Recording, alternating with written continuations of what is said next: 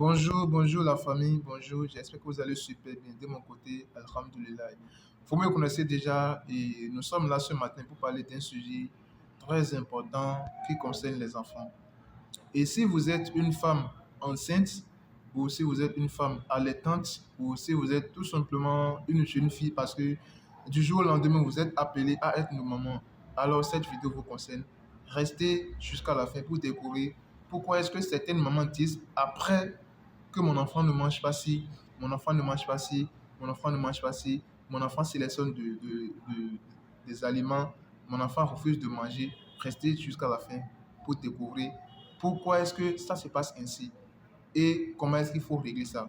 Nous sommes d'accord qu'après la naissance, c'est uniquement le lait maternel jusqu'à 6 mois, sans rien apporter d'autre. Et comment est-ce qu'il faut réussir également les 6 premiers mois avec l'allaitement maternel exclusif. J'en ai déjà parlé dans l'une de mes vidéos et c'est actuellement sur mes plateformes.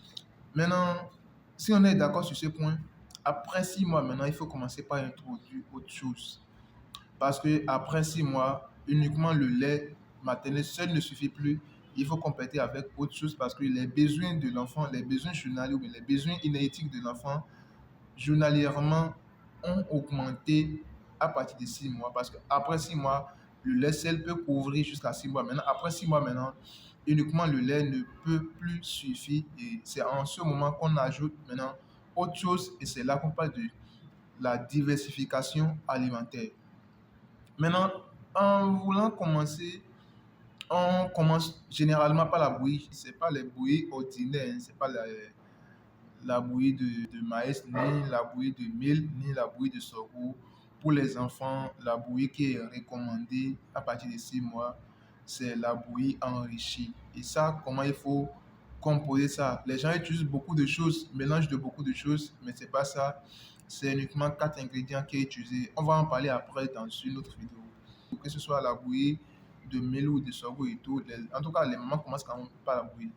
Maintenant, ce que nos mamans veulent, en fait, c'est que quand elles préparent la bouillie, il faut que l'enfant prenne suffisamment la bouillie au début comme ça.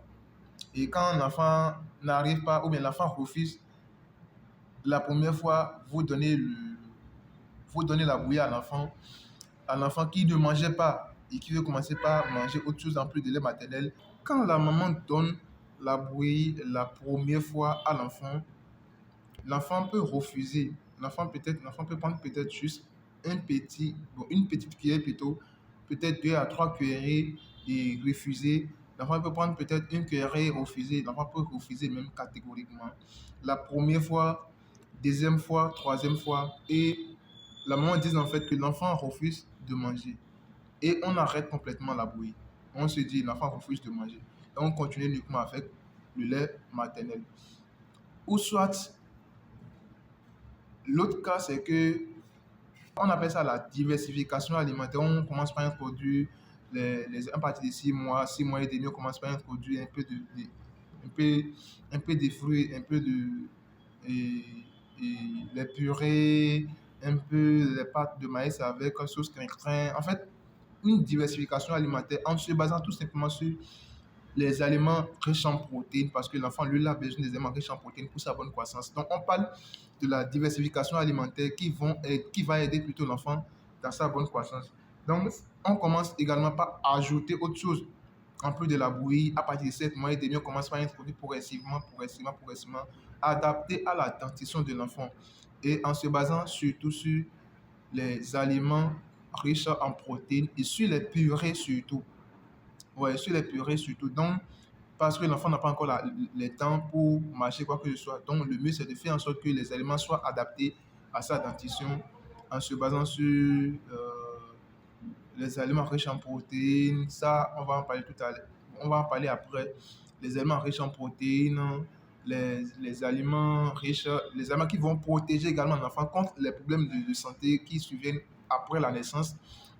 Il y a beaucoup de choses, beaucoup de choses. En tout cas, on commence par introduire progressivement, à partir de 6 mois, on commence par introduire progressivement l'alimentation et tout. Maintenant, quand vous commencez par donner à l'enfant à manger, vous lui présentez la chose la première fois, l'aliment la première fois, et l'enfant refuse. Deuxième fois, l'enfant refuse. Troisième fois, l'enfant refuse. Comme ça, les mamans elle se décourage. Elle se dit, ah, la première fois, deuxième fois, troisième fois, l'enfant refuse. Ce qui veut dire l'enfant ne veut pas manger tel aliment. Et quand c'est comme ça, les mamans disent en fait que ah, l'enfant ne veut pas manger ci, l'enfant ne veut pas manger ci, l'enfant refuse ci, l'enfant refuse ci. Or, c'est pas ça.